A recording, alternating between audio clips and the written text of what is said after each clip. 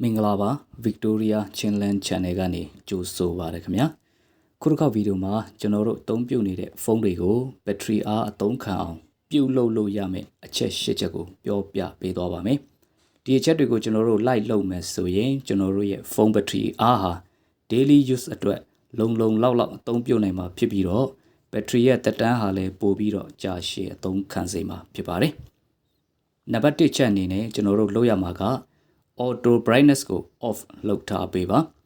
auto brightness on ထားရင်ဖုန်းမှာပါတဲ့အလင်းအမောင်တိုင်းတာတဲ့ sensor တွေဟာအလုပ်လုပ်နေတဲ့အတွက်ဘက်ထရီပိုစားပြီးတော့အားကုန်မြန်စေပါတယ်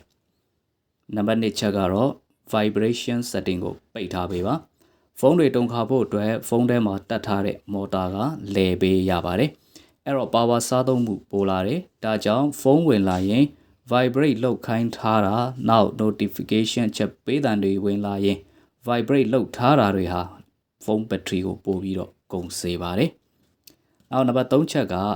background application တွေကို clear လုပ်ပေးပါ။ဒီနေရာမှာကိုတနေကုန်အသုံးပြုနေရမယ့်အရေးကြီး application တွေကို clear မလုပ်ရင်တော့တခါတလေအသုံးပြုလိုက်တဲ့ application တွေကိုတော့ clear လုပ်ပေးလိုက်ပါ။အဲ့ဒါဆိုရင်နောက်ကနေ application တွေမ run ရတဲ့အတွက်ဘက်ထရီအားပို့ပြီးတော့အသုံးခံလာမှာပါနံပါတ်4ချက်က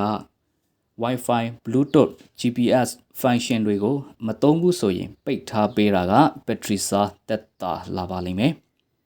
နံပါတ်5ချက်ကတော့ကိုအမြဲတမ်းသုံးနေတဲ့ application တွေကိုအမြဲ update လုပ်ပေးပါတချို့ app တွေကဘက်ထရီတအားစားပေမဲ့ update လုပ်ပေးလိုက်ရင်ပုံမှန်ပြန်ဖြစ်သွားတာတွေရှိပါတယ်အားကြောင့်ဖြစ်နိုင်ရင်နောက်ကိုဖုန်းရဲ့ system ကလည်းလက်ခံနိုင်မယ်ဆိုရင်အနည်းဆုံးကိုအမြဲသုံးနေတဲ့ application တွေလောက်ကိုတော့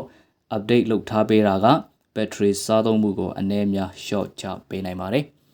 နံပါတ်6ချက်ကတော့အရေးကြီးပါတယ်ဘာဖြစ်လို့လဲဆိုတော့သူက battery power ရမ်းစားပြီးတော့အားမြန်ကုန်စေလို့ပါအဲ့ဒါက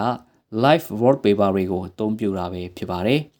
live wallpaper တွေကတာမန် wallpaper တွေထက် battery ရမ်းစားပါတယ်ဘာဖြစ်လို့လဲဆိုတော့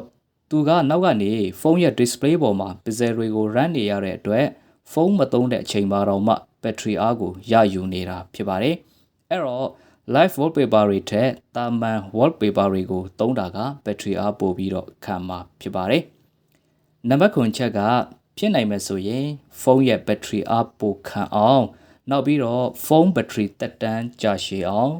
original charger တွေကိုပဲအသုံးပြုပေးပါဒါမှမဟုတ်ရင် brand ရှိတဲ့ charger တွေပေါ့နော်ဥပမာ Remax တို့နောက်တခြားနာမည်ကြီး smartphone brand တွေရဲ့ charger တွေကိုအသုံးပြုတာက battery ပိုပြီးတော့ကြာရှည်အသုံးခံမှာပဲဖြစ်ပါတယ်နောက်ဆုံးချက်ကတော့နေရောင်အောက်မှာဖုန်းမသုံးပါနဲ့နေရဲ့အပူချိန်ဟာဖုန်းရဲ့အပူချိန်နောက် battery ရဲ့အပူချိန်တွေကိုတိုးလာစေပြီးတော့ battery ရဲ့စွမ်းဆောင်ရည်ကျဆင်းသွားစေပါတယ်အဲ့ဒီခါမှာဖုန်းရဲ့ battery အားမြန်ကုန်သွားတာတွေဖြစ်တတ်ပါတယ်